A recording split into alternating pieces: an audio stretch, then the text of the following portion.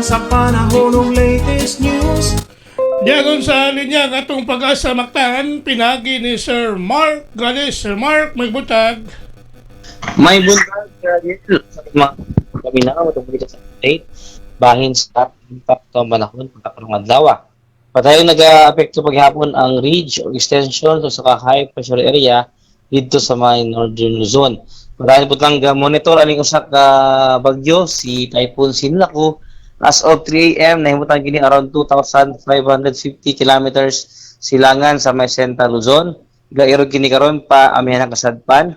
And wala ito nakita nga maka-apekto pa kini o makasulod pa kini diri sa tuang PAR o maka-apekto pa kini sa bisan asang bahin sa nasod. And pagkarong adlaw, ang tukang bahin sa Kabisayaan makasinati pagihapon ta sa init nga panahon sa labi gihapon ng adlaw. Napataalang gihapon yung mga higayon sa mga patak-patak mga pag-uwan gumikan aning mga localized thunderstorms. Para sa kayuntang sa hangin o sa kadagatan diri sa Kabisayaan, padayon pagyapon ta makasinati sa hinay ngadto na sa kasarangan na paghuros sa hangin diin ato ang kadagatan nagpabilig magmulinaw dito na sa kasarangan ang mga pagbalod. Diri sa Cebu ato ang kadagatan doon ay naog karon alas 17 sa buntag hunas unyang alas 3:55 sa hapon. Temperatura magasugod gikan 26 to 32 degrees Celsius, heat index mukapat ug sa 36 degrees Celsius. Ato ang haring adlaw ning silang ganinang alas 5 ng nagwaros sa buntag mo salop unyang alas 5:55 sa hapon.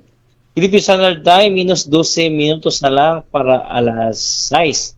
Og mga ang latest weather update gikan diri sa buhatan sa DOST Pag-asa Mactan kini si Mark Galas maayong buntag ug daghang salamat. Salamat kayo, Sir Mark. May buntag sa pag-asa. Okay, sir. Good morning.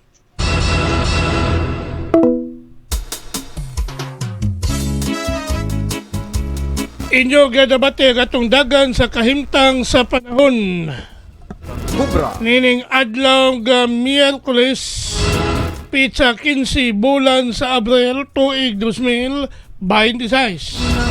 Pinagi ni Sir Mark Galis ang atong weather specialist gikan sa Pag-asa Mactan nga naghatod sa atong dagan sa kahimtang sa panahon. Gikan sa televisyon. Salamat kayo ni Sir Mark Galis ug mayong buntag sa Pag-asa Mactan. Upang ginaon sa'yo sa kabuntagon.